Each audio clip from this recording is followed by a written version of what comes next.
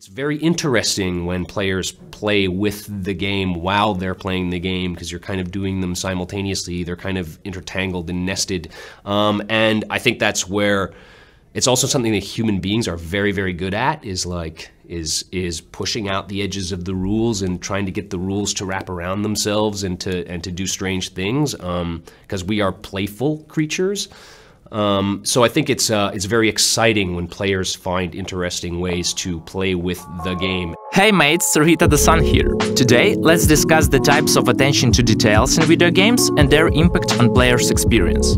Nowadays, developers make bigger games with the more detailed work than ever before, and it's very interesting to see what attention to details developers devote to gamers. First, I want to divide details as details with immersion impact and details with gameplay impact. Let's begin with details with immersion or ambience impact. This kind of details do not change gameplay at all, but they have a big impact on the general atmosphere, on the world that surrounds you. I was kind of flabbergasted when I saw that in Uncharted 4 many rocks were not just textures with a collision, but actually objects with physics, so a player could make them slide and hit each other. Or when shining a light causes NPCs to squint. This one can be observed in Last of Us, the previous project from Naughty Dog.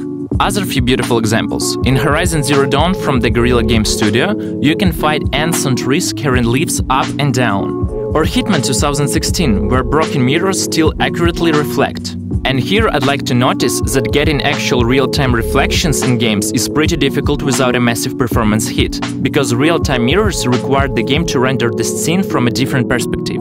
So it's challenging, but Hitman developers did not just that with regular mirrors, but with broken mirrors as well. Great job from the IO Interactive studio. So it's absolutely stunningly to see all these kind of details in video games. They engage players deeper in games, but as you probably understood, such details don't affect your actual gameplay. And now let me show you something ClickHawking was expounding at the beginning of this video. The second type of details with gameplay impact. Let me show you some examples from two systemic games, Legend of Zelda Breath of the Wild and Assassin's Creed Origins. Let's begin with Zelda. If you fire an electric arrow in the water, it will instantly kill all the fish in that area. So a player can easily loot that fish, and there is no longer need to try catching this fish under the water. Another one, some electric puzzles are supposed to be solved by dragging metal boxes around. But the player can alternatively solve them by dropping metal weapons into the ground. These details can have a negative impact on the players as well. For instance, if a player equips a metal weapon or wears a metal outfit, there is a risk that lightning can hit him during the storm. In Assassin's Creed Origins, there are a lot of similar examples too. Like this one, protagonist equips sleeping darts. When you hit an enemy, they fall asleep. But throwing a sleeping dart in a bonfire will make a cloud of sleeping smoke, so it's more useful to waste only one sleeping dart for a few enemies to pull them all to sleep. Or carrying a body will block the incoming arrows, because arrows will strike the body you carrying but not yours. This is a way how to avoid damage from behind when enemies start to shoot you from the bows. Important here is to avoid tutorials and give hints to players about some gameplay mechanics instead. It's way better to find details by yourself. For example, while playing Origins, players understand that they can make burning arrows just by moving the tip of an arrow into a flame. But obviously, you need fire nearby to do that.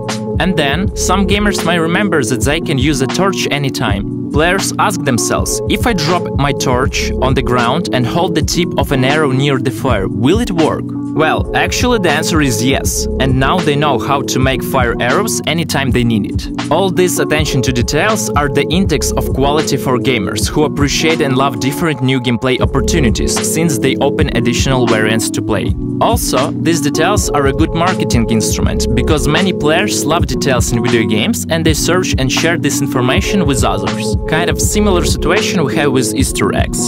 That's why on YouTube and on different gaming websites we can observe hundreds of thousands or even millions views about positive comments about attention to details from developers. Okay, what conclusion can we make out of all that?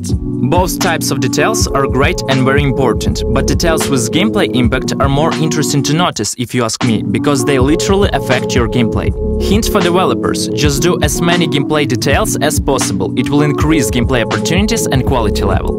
The only question here is a financial one, because expenses in gaming business are mainly based on the employees' wages, and for all this kind of details, you need some additional employees' workforce and time. That's all, thanks for watching, and see you guys in next episodes.